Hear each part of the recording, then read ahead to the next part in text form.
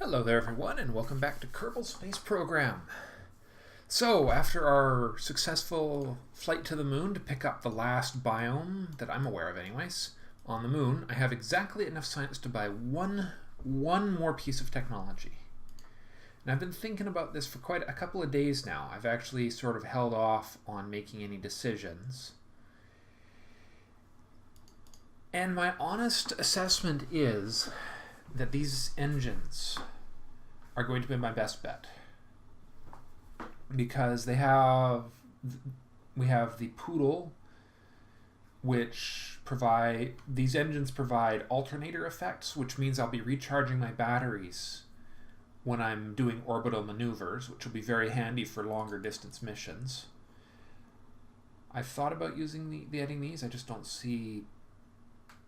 Those are for later. These reaction wheels could help. These revised reaction wheels and this stuff could be very helpful, but I think we're going to hold off on that. I'm pretty sure this doesn't have enough life support to get us to the moon and back. Yeah. Everything necessary to send Kerbals to the moon without worrying about getting them back again. It might be able to handle a orbital swing, but I don't know that for sure, which makes me a bit nervous. So, these are prototype photovoltaic panels here, which might be nice as well, but they're also the next tech tree up, which, as you can see, is twice as much science, 360. So, my instinct is I'm going to use these engines. A fuel pump. That's cool. So it gives us the ability to move fuel back and forth. And hopefully these engines have just a tiny bit more power than their predecessors. I have no idea for sure, but I think what we're going to do is we're going to go to Minmus. We're going to set up a mission. We're going to design a mission to Minmus. Here we go. I'm committed now. Ooh, that's a jump in tech, isn't it? I can't even tell what that is, but yeah. So yeah, let's do this. Let's design a new ship. This will be the Minmus Explorer Mark 1, starting with, oh, why are these all unavailable? That's weird. Okay, hold on one second. Back to the Science Center. Did something get shuffled around and make this go weird, or did I just waste a whole bunch of effort on technology that doesn't actually provide what I need? Oh, right. Never mind. It doesn't allow me to put anything on the ship until I actually put the central core on the ship. Don't mind me. I'm just having a dirt moment today. That's better. Our expected behavior. Okay, so we have a probe, inline stabilizer, and RCS fuel. We're going to go with a pretty standard design here. This is my jet engines. Ooh, I might have to actually try building a small jet just to see how it plays. Don't need heat shields for this mission. Don't need landing struts. Do need our maneuvering thruster. Oh, that's the wrong size. I think we're going to stick with that size. The shape, the design of this has been serving me really well in terms of its stability and ability to control it. But on the advice of Linowin, unfortunately I don't have your name up in front of me, but I appreciate all the advice you've been giving me. We're going to disable, let's see, LVTV 909 is the predecessor. Max thrust 50, Poodle, max thrust 4 times that, which means, oh, Rockomax Poodle is a big engine apparently. Good to know. Let's see, 360, these are lighter. Interesting. I didn't know there was a giant sized engine like this.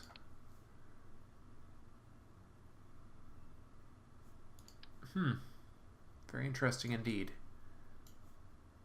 Very interesting indeed. I did not know. I have learned something very interesting. Okay. Well, let's see. LV420 weighs more and has a lower, same max temperature. These are just a little lighter.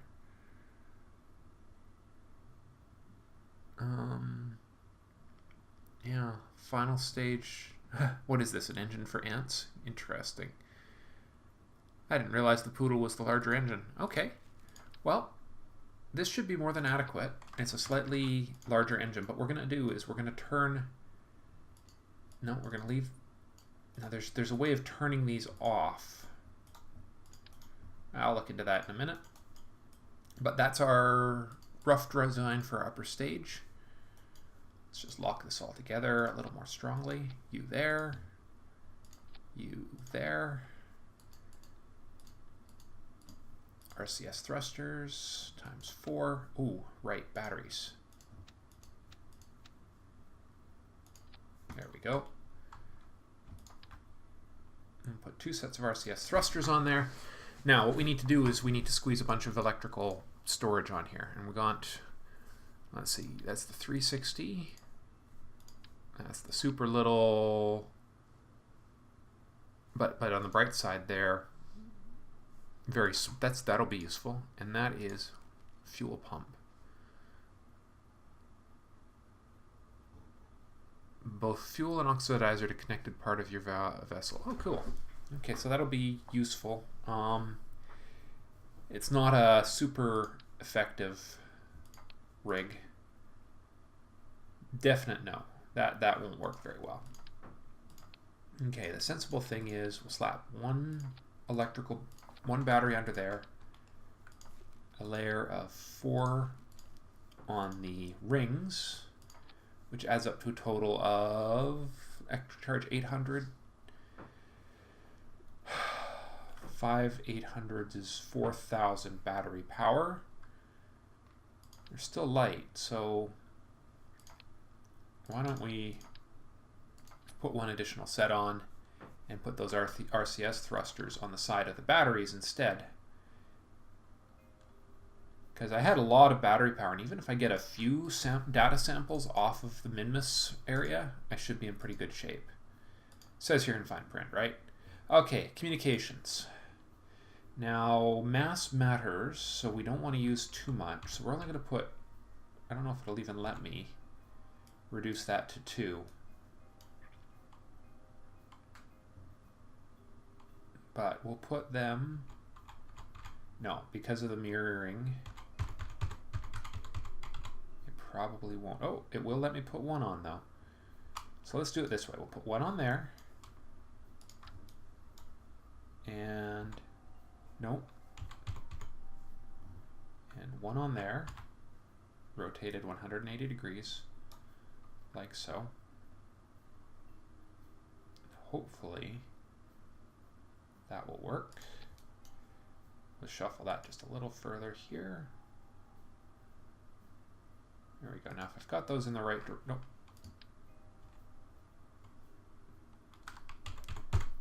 Just gotta rotate that.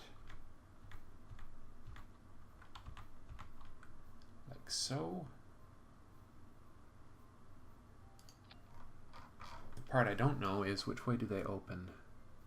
I think I got those backwards, don't I? Because they'll lift. No, let's. Oh, I guess we'll. Come on. Designing ships is sometimes very annoying. Just when you think you got the part in the right place. Well, let's put that as close to the edge as we can, and that should work out okay. We'll put that one as close to the edge as we can, and that should be pretty solidly balanced. Now to give it rotational balance, that's 0.06. So to balance that off, we need something that is close to that mass on the outer edges. And honestly, the barometers are close enough that 2 barometers right here, no, 1 there, and 1 there, will act as a counterweight Or, let's see, thermometer weighs 0.025, so 2 thermometers are equal to 1 barometer, which would compact our mass, our payload down even more, unless there's something else that weighs almost the same as a thermometer. No, there is not. So we put 1 thermometer there and 1 thermometer there, and that acts as, see, that's 0.05, barometer is 0.05, and the 2 comms are 0.06. With the overall mass of the spaceship, that one tiny little difference will make it not perfect, but it shouldn't be enough. I don't believe it's enough to affect the overall performance of the device, which leaves me only with trying to get some gravioli on here. I'll put a gravioli there, and gravioli there. Graviolis weigh 0.1. And what else weighs 0.1? 0.05. Those weigh the same as the, good to know. So 2 of these batteries equals 1 gravioli. So I could put a tiny little bit of extra electricity on there, but it's almost not even worth mentioning. 0.3. Actually, yeah, these weigh way more than a gravioli scanner. So honestly, probably not worth the trouble of trying to balance those. I've put them on the side that will balance. Actually, that might actually work.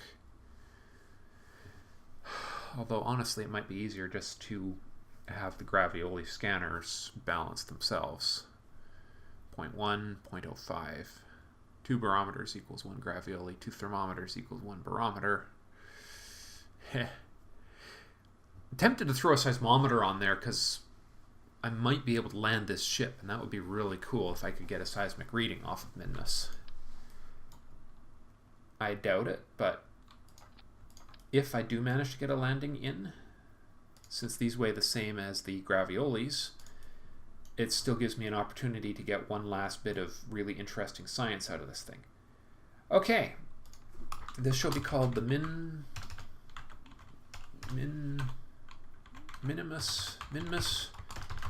Probe Mark 1. Because as usual, we're starting a new series of spacecraft, and so new numbering scheme. Now, is there anything I've forgotten in the grand scheme of things? Goo isn't useful unless I'm returning, which I won't be.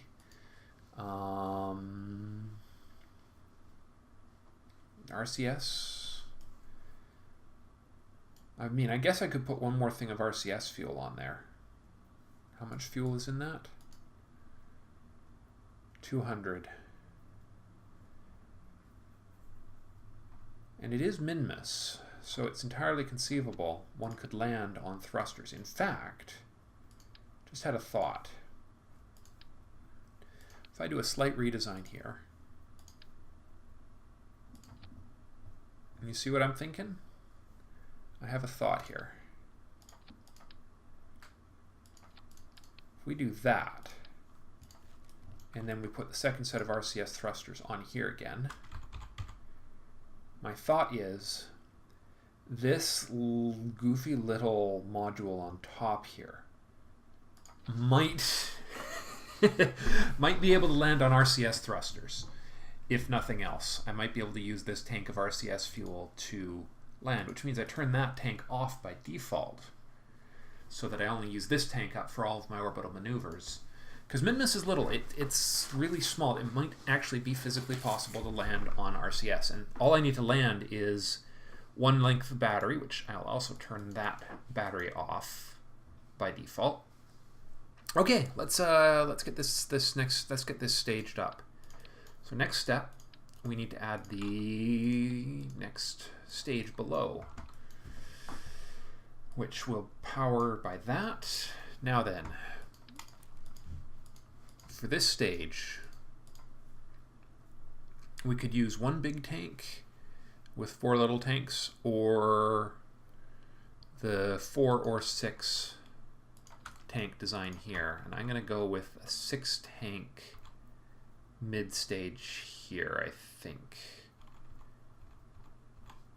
Actually, no, 4-tank mid-stage should be enough. We'll try that. We can always add more tanks and not get caught up in that, and add our anchors there, anchors there, and anchors there. And the engines of choice for this stage are going to be the LVT. What are we up to now? We're up to the LVT 45s, which should be the newest model of the these engines. I believe these are the ones that have built-in charging systems, as are these. Right mouse button, more info. There we go. Hold on, let's see. Alternator. Alternator in that. Alternator in that. Okay, so currently the engine I have on the uppermost stage has not got an alternator in it. The Poodle is the first. I thought the Poodle was a small engine, not a big engine. That's interesting. So if I want alternator on the uppermost stage, I need to use one of these guys.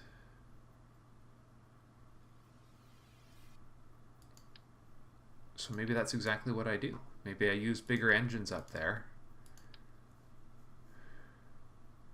so that I have the ability to charge my stage as we fly.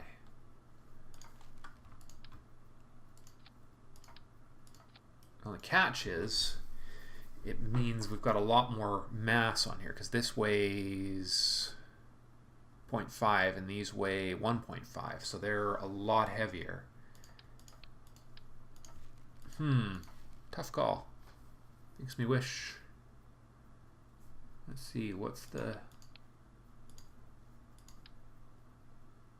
I could also do that.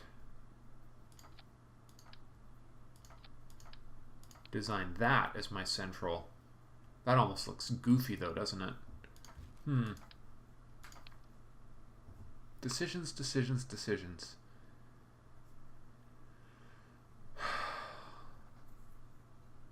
That's what...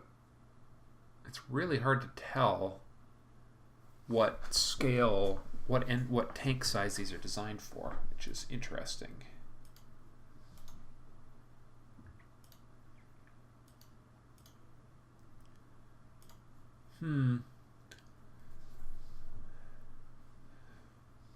Well, maybe we...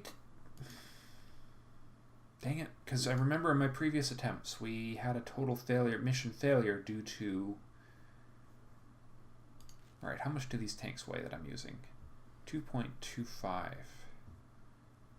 So there's 5 of them. So 2.5, 2.5, 5.5, 11, 13.25. So that is less. And that is just a little bit more. So if we use that and a Poodle instead of this, let me think here. That might actually work.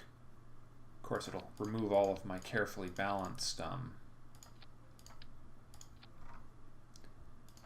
because, yeah, the amount of mass in that tank, 9, is less than the amount of mass in 4 of those tanks, 5 of those tanks. But the thrust is 240 versus 5 of these.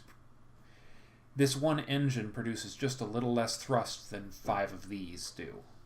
And they were producing more than enough power to do what I needed them to do. This might work. Which means we can also use the supercharged, supersized battery pack, which carries 3200.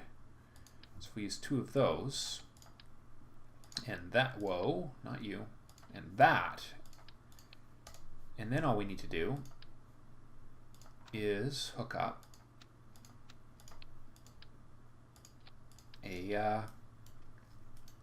Interesting. That's got some possibilities. That's got some interesting possibility. It looks bulkier, but I think it's about the same. If my math is right. We'll find out if my math is right. Okay, now we just need to get the comms back on here. And now that we're onto a big round system, we need to rethink our design. And I think what we're going to do is we're actually going to do a try. Actually, we can do 2. We can balance it with 2. 2 there. 2 barometers. Now, what other science equipment did we take off? We took off the thermometers. We'll also put on 2 of those. 0.5, 0.75, 0.6. Yeah, that should be okay. And 2 thermometers. Actually, yeah. No, we'll do it that way. Hope for the best. Re-anchor these. Okay. Interesting. It's a completely different design, but it might work. And if it doesn't, well, this is how we learn things. So those of you who know more about the game than I do are probably face-palming right now. But you know what? It'll be okay. This is how we learn. As one of my comics says, we try things. Sometimes they even work. All right. So 4 of these. It should still be enough because we're getting most of our new benefit out of the big wings. No, the big wings. Yeah, the big wings. Most of our new benefit is coming out of the slight redesign. 4 dragticles down here to try and help deal with physics issues. Okay. The all-important structural integrity field. Oops.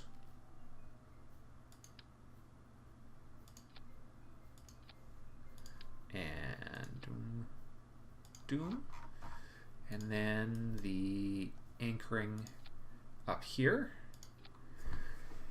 Okay, RCS for the lower, to help out the lower stage with its maneuvers as it comes out of the atmosphere.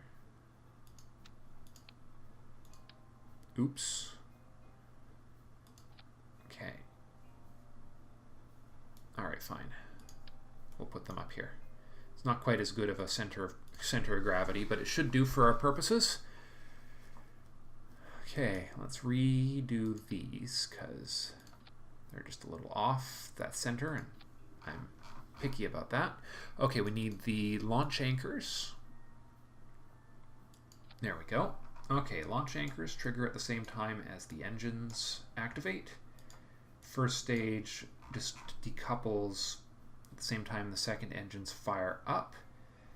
The poodle starts at the same time as this stage, and this stage is removed when... Okay. I think that's everything. We'll find out if I forgot something. So next, action groups. Make sure we've got all these things grouped up so that they work well.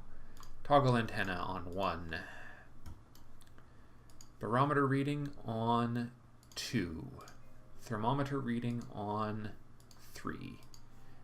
Gravioli scan on 4. Seismic scan doesn't really need one, but for completeness we'll do that. Okay. So, just going to move these up just a bit. Oh, no.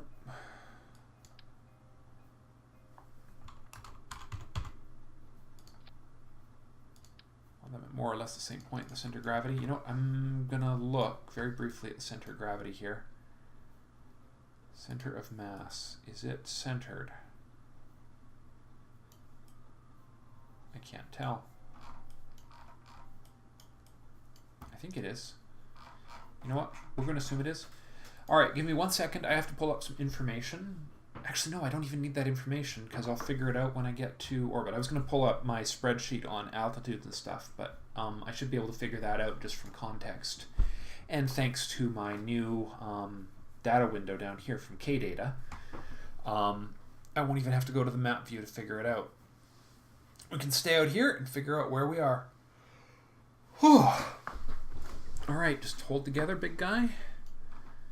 And we are launching for Minmus in 3, 2, 1. Liftoff. A good solid start. We're accelerating more than actually is necessary at this stage of the game. We can actually cut that down quite a bit. As long as we're still accelerating, it's all good. Because it's a waste of energy to burn too hard in the lower atmosphere. So that's actually just enough to keep pushing the acceleration. We want to be going maybe at most 200 meters per second when we hit the second stage of the atmosphere. At least that's my instinct. Because once we hit that point, can accelerate and our engines will give us, we can boost the gas a bit, and our engines will give us much more benefit in that section of the atmosphere. So we want a tiny, tiny gravity turn here, just to get that started. As we come up on our 150 meters per second mark. Yeah, the advice I've been given in the comments about periapsis, apoapsis, and all that jazz has worked really nicely for me. I've learned a great deal about how to pick and control my orbit a bit better. And speaking of which, don't need to be using that much gas right now. I actually over-accelerated a bit in that stage, but that's okay. Come on, get us back to flat. Of course, Minmus is slightly eccentric, so that's going to make it another interesting aspect of getting there. Okay, a little more gas now that we're in the mid-atmosphere, while we still have use of our vanes to stabilize the rocket. Alright, we're about to use up our lower stage, but that's okay because our apoapsis is almost orbital. Alright, here we go. There we are. That's a minimum orbit apoapsis now, which we will now cut our engines and use RCS to rotate this monster. Looks really weird with the bigger engines on top, you know. To a better angle for a orbital burn. And we'll burn at about 30 seconds, about 45 seconds to apoapsis. We'll do our next burn, because this is our orbital burn. And we don't want to waste any fuel, more fuel than necessary, because we want to use minimal amounts of this poodle engine to get ourselves, because that's our two Minmus thrusting system. Okay. We have 1 minute to go. And that should do it. And we're going to continue accelerating at orbital. There we are.